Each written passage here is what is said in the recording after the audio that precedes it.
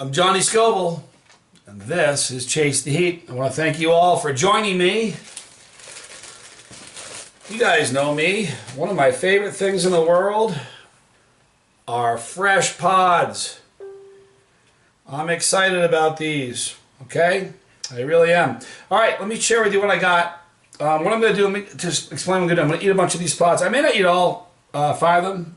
I may want to save one for a sandwich, but I'm not sure. But let me share with you about these. I got these from Nate Gill. So Nate, big Chase the Heat, thank you. This is what it says. Dear Johnny, I just wanted to, I wanted you to have a taste of these. These are called, his creation. It's Socal Magma. It's in an F1 stage, which I'll explain in just a minute about that. Not that I'm the expert, I'm not. I may explain it wrong, but I'm going to give it a shot. You know, if you guys watch this, some of you guys, most of you guys on live, especially right now, you guys have been watching me for a while, but some of you guys on YouTube are watching this video for the first time. I don't have any fancy introductions. I don't cut away. I don't edit. No graphics. And I make mistakes all the time. It is what it is. It's a real show, and I don't put any kind of fake airs on, and it is what it is. I work without a net. So anyway, if I get the whole explanation of stabilizing a pepper wrong, pardon me, I hope you'll forgive me. At any rate, here's what Nate did. A little history about this cross. He essentially took a ghost pepper and crossed it with a scorpion. All right, he grew that out and stabilized it. He crossed that with an orange habanero. These are not super amazingly hot, but they do, or excuse me, not super hot, but they do taste amazing. If you wouldn't mind doing a review of them, I would be super appreciative. Of course, that's what we do here. I'll be growing this cross out and making sauces in the near future. Seeds will be available through PLC Marketplace, Pepper Lovers Community on Google+. Excuse me, once they get to F3. He said, I hope you did amazing in New York. Keep chasing the heat, my friend.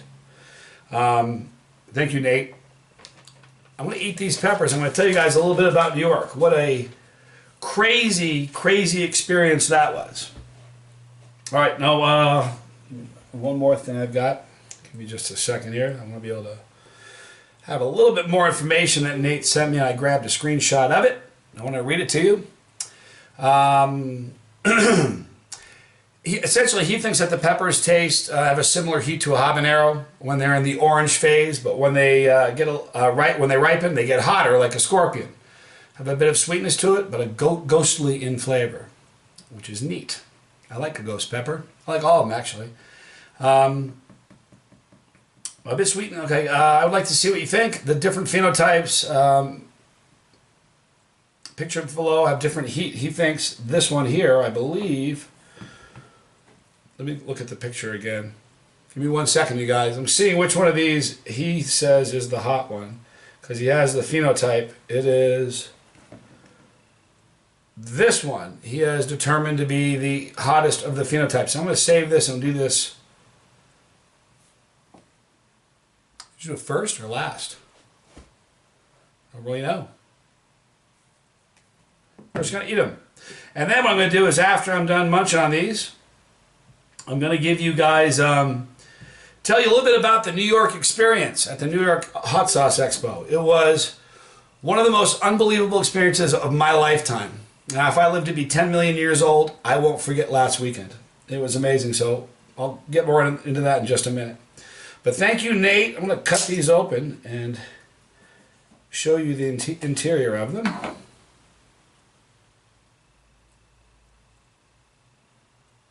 Boy, they smell hot. Sure smells like a super hot. Here's the interior. For you guys who like that, that's for the Facebook family, and here's for the YouTube family. It has kind of a fruity smell to it. It has that Chinense super hot aroma. Kind of gives off a warning. People that like that, love that smell. People that have been hurt by it, sometimes they get away from it, but I like it. It's got a good aroma. Doesn't smell bitter, it just smells kind of a bit of a fruity, just that classic Chinense super hot flavor. So, I gave you the Socal Magma. Oh, F1. Let me start there. What he did, he crossed. Let me go back to his statement. Took the Ghost and crossed with the Scorpion. When he grew those out, the very first pod, those are F1s. All right. And what ends up typically happening is he crossed a Ghost with a Scorpion. So the first, more than likely, and you're on here, Nate, so you can kind of verify this, but more than likely the first pods that created from the cross showed characteristics of Ghost and showed characteristics of the Scorpion. Then what he does is he selects the phenotype or the shape that he likes the most, and he eats them, and what he's basically doing is weeding out the characteristics he doesn't like, focusing on the ones he does. And that's why he feels that this phenotype is the hottest. And what ends up happening is F1, I think you have to 7 years, you know, seven stages, or 8, to really truly stabilize a pepper. And then what ends up happening is, like, if he thinks right now this is the hottest phenotype, all right, so what he'll do is if this is the hottest, more than likely he's going to grow this one out and focus on pods that are thrown that look like this, giving the characteristics that he's looking for. When it gets to F7 or F8, almost every single pod you throw that the plant's going to throw is going to look just like this. And every once in a while he'll throw a freak one, but that's what it means when a pepper is stabilized. I hope I did that justice. Man, if I didn't, I'm sorry. I'm trying to get the comments going in real time, and it's not. It doesn't seem to be wanting to do that. It is what it is. All right, guys. So anyway, this is the Magma Socal Magma F1. Magma, excuse me, F1 from Nate Gill. I'm Johnny Scoville. Just chase the heat.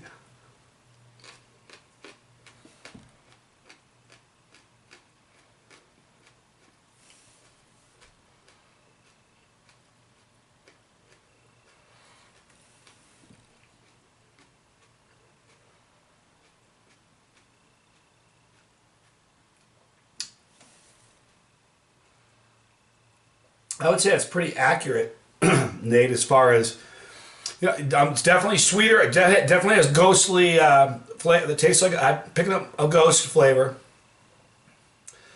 A hint of the Scorpion, but what I'm getting is a sweetness that I don't usually get. It's a little bit sweeter. Well, this is the one he's choosing to grow out. It's the phenotype he likes the most. So it definitely has a bit of a fruity flavor, a little bit more sweetness than I expected, which is kind of cool. I like that. Almost even has some citrus notes to it. It's got a good burn though. I mean, it's definitely. I think it's as hot as a habanero. I've eaten habaneros that weren't as hot. I've eaten a few habaneros that were hotter, but I would say that this is that's probably a good description of it. So let's eat another one. Well, as the heat builds, I'm getting the burn by the ooh. Boy, you know, I haven't seen oil on my blade in a while. That's a sure sign that something good's going on in there. It's a nightmare because I always try to get the angle so you can see it. Never works. At any rate,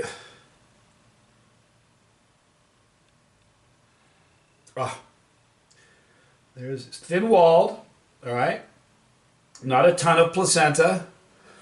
A lot of people that are, and even I was guilty of this a long, long time ago. I thought the seeds contained a lot of heat, and they really don't. The only thing that seeds have heat is the capsaicin, the oils that get on the outside of the seed. Seeds themselves don't have any heat. You're going to have seeds, the heat is mostly in the placenta. And the lining that goes up the walls of the pepper. Nice little burn though. Let me tell you where the burn is while I eat the second one. Just on my tongue, on the inside of my cheeks. This one is sweeter than the last one.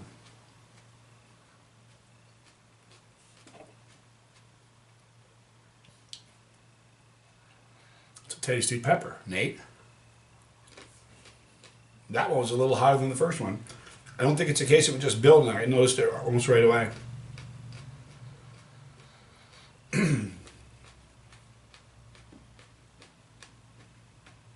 That's something that's relatively common when you're doing it where you have an F1, because you're going to get varying flavors and heat and shapes.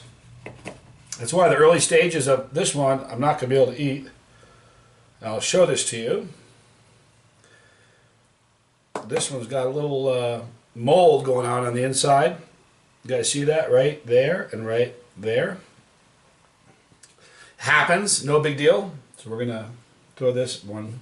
I'm gonna go for this one. So you'll get, I think that's kind of what makes the initial like F1, F2 stages of a plant development kind of exciting, because you're gonna get varying flavors and different levels of sweetness and different levels of the citrus notes that are there or not.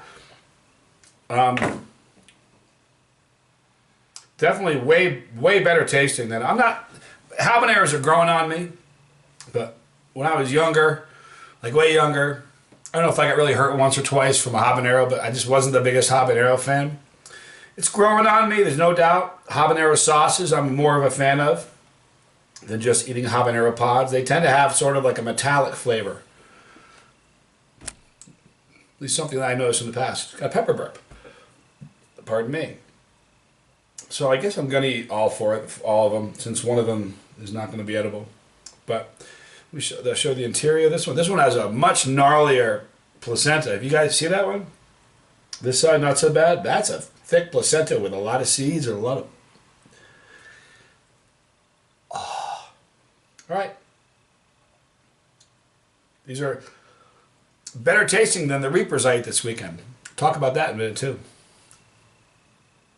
Thank you, Nate. Again, it's a great tasting pod. Kind of fruity and a sweetness to it.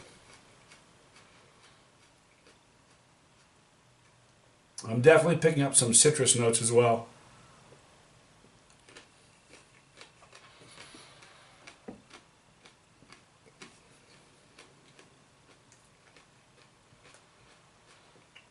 Let me talk about the heat.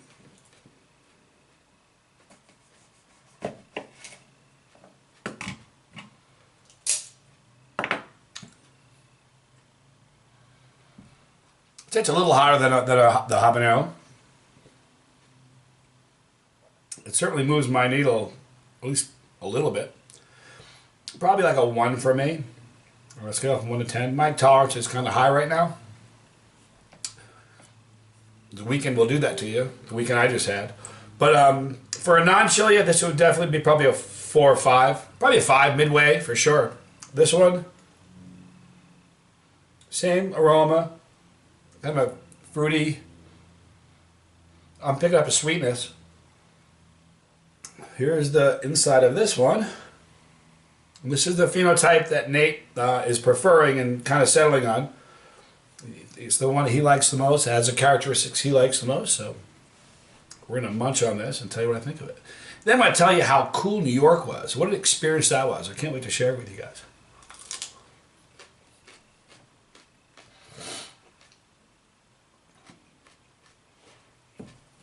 Definitely got some sort of head cold going on with my throat and my nose, because this is like clearing my nasal passages. Kind of good. Nature's meds.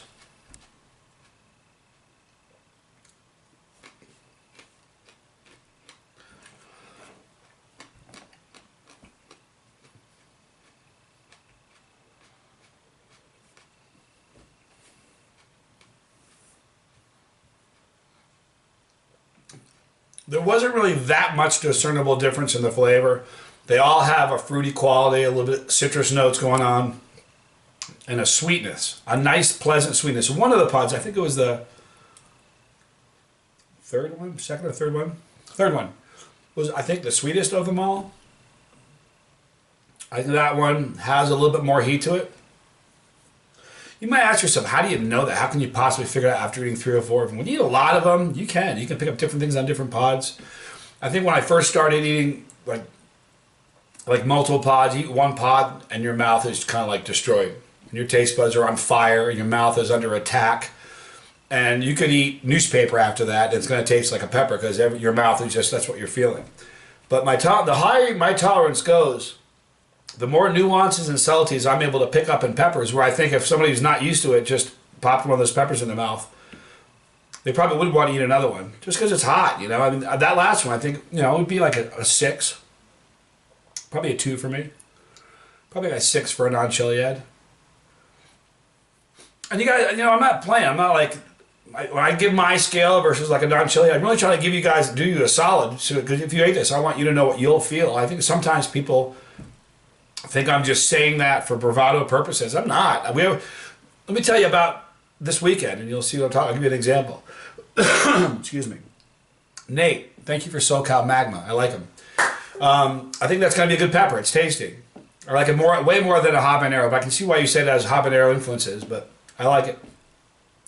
No bitterness at all. That sweetness is really nice. But this New York event was amazing. I was a little bit apprehensive going, not just because I was going to try to make a run at the Guinness Book of World Records, but there's been kind of interesting. Like my channel, it's not like a super huge channel. It's small, but it's growing kind of fast, and I've been recognized several times out in places, and that's weird for me because like right now I feel like this is a communal situation. We're sharing time right now. We're together, but I'm looking at a couple lenses. One here for Facebook and one here for YouTube. But it's really virtual. Now I was sharing this with a friend that when Desiree Donovan was there also. I kind of shared this with her. Going into that expo, it went from a virtual sort of situation to real life. This is not virtual anymore. And I was at the Sam and Oliver's booth where we released this, which is Razorberry, which is a collaboration sauce that I did with Jeff. Sold out in like 4 hours. But it did so well that he's going to do it again, which is great because it's raspberry, vanilla, and Carolina Reapers. It's a great finishing sauce, a dessert sauce. It's great on pancakes, ice cream, waffles, brownies, things like that. But so I was behind the counter with Jeff and Amanda from Sam and Oliver's. It was amazing, but really quickly, but first of all, before they even opened the doors, like the previous day, before the day we got there, went to the hedonist party. And I thought about this before we started. I could give you guys some names of great people that I met. The problem is I don't want to forget anybody. And I'm not kidding you. It would take me an hour to read off all the names of people that I got a chance to say hi to and shake a hand and get a picture with. But the first night was for the vendors. And there were 40 different vendors there. And I got to meet people that I've known for a while now. I've known of for many years, and meeting them face to face in person was a trip because I know them. In my head, I'm watching them. I see them on videos. I see them posting stuff on social media, but nobody had to say, "Hey, that's Johnny over there." They recognized me, and that was really a trip. It was a very neat thing. But everybody, all the vendors that night, the first night we got there, Friday night, went to this party. We're on this roof and we're looking out and I'm looking at the skyline of New York City. I'm a New Yorker by birth. That was really a cool experience, seeing the Freedom Tower, and it was just amazing to see that and to be able to hang out with all these guys. And here's the strangest thing. I got this experience with some of the fans that watch the show, but one of the great things about that experience Friday night at the party where all the vendors were was I had this strange feeling like I've known them for a long time. It was odd. I don't mean when we got there, the door opened up, and Kendall Stadler and Merle from Hellfire Hot Sauce walked out of the elevator door opened, and they walked out, and I almost fell over because these are guys that I was on Kendall's show. I know Merle for a long time, but I hadn't met him yet. So meeting these guys face to face in person was just because they walk out, they're like Johnny, and it was just weird for me. But here's the cool thing. It was like honestly. It was like I'd known them for a really long time. It was really just an amazing experience. Met Pete. It was like, you know what it was for me? It was like, it was just an analogy when I was it was like my face is itching. Oh, I need to shave this goatee off. But it was like the Pepper Oscars. It really was. The Pepper Oscars, man. And there was like the who's who of the Pepper world. Pepper royalty. And everywhere I walked, I was like flabbergasted to see these people. But they all seemed interested in meeting me. And it was just a very, very humbling experience. For real, it was amazing. Then that was Friday night. It was wonderful. The weather was great. The people were great. Every time I turned around, there was somebody new. I knew who they were, but hadn't met yet. And they knew me, but we hadn't met yet. So it was just like meeting a friend. And God, it was great. It really was amazing. Then on Saturday, when the event started, just about immediately after the event started, people were coming up to the booth and they knew me, and I saw a few people that had wearing the Johnny Scoville shirt, and they asked me to sign the shirt, and people were bringing up programs from the event and wanting me to sign it, and that was a mind bender for me, because I'm just Johnny Scoville. I'm just a normal dude. I really am. Other than my ability to eat peppers and to tolerate pain, or to be able to jump out of a plane when you're doing all that, I'm a normal guy, like really, really normal. And one of the coolest things that happened, all these people that, I'm not going to go into the names of the people, like the fans I met, because I don't want to leave anybody out. If I do, someone's going to be bummed out. Just know this. Over the 2 days, I bet I got my picture taken with 300 or 400 people. I signed bottles. And when, Jeff was a great guy. He's a great sauce maker. It was a great collaboration working with Jeff McGinnis. But we thought what was going to happen is we had 120 bottles to start. We thought we would sell some, and whatever we didn't sell over the course of the 2-day event, we would upload to the Sam and Oliver website and let people purchase it there. It sold out in like under 5 hours, 4 hours, and just a little over 4 hours. They were gone just like that. It was really, really amazing. But the cool part is he's going to release it again. It was received well enough that he's absolutely going to receive it again, or release it again. So that was really amazing. But I mean, it was just a very humbling experience. I don't know how anybody can, achieve any kind of notoriety on YouTube or any social platform and have it go to their head. When somebody walks up to you and they thank you for what you do, and these people take the time out of their schedule to stop, turn on their YouTube or look on their phone and watch a video, that blows me away. So it was such an honor to meet all the people that walked up and said, "Hey, Johnny." That was humbling. That keeps me grounded. I don't know how somebody can let anything like that go to your head. You know what I mean? It was amazing. Everybody there was amazing and friendly and kind. The second day was the Guinness, the run for the Guinness record for eating the Reapers. I'm going to apologize right now. It was so hectic. Not that that the event wasn't run properly, because it was run very well. But when and there was always like thousands of people walking around. So it was like the floor of the New York Stock Exchange, people everywhere. But when they started we thought we were going to be able to have the camera set up. When it started, it was so hectic. I thought we'd all eat peppers at the same time. We went one at a time. We weren't able to get a camera up to videotape it. There are some people that videotaped it and threw it up on Facebook. I was in a good deal of pain. These are some of the hottest Reapers. I think they're probably the hottest Reapers I've ever eaten. They were puckerbutt seeds, but they were grown in New Zealand, believe it or not. And they were big. They were some of the biggest Reapers I've ever had as well. But I didn't do so well. I did my best. I told you guys from the beginning I was going to do my best to represent you guys in the Scoville squad, but I'm not a speed dude. I'm fine. I could sit here and munch a dozen more of these peppers. I don't have that. I'm not really burning. I'm very comfortable. I don't need water. So if they said, all right, there's a new category. Whoever can eat the most Reapers in 5 minutes, I think I'm your guy. I think I'm the guy you'd want to bet on.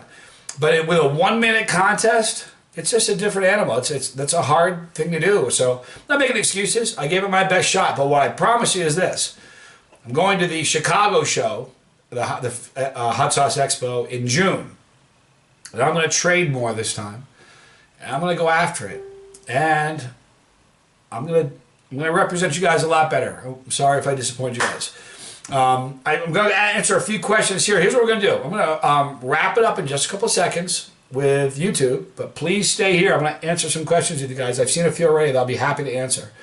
But thank you for watching.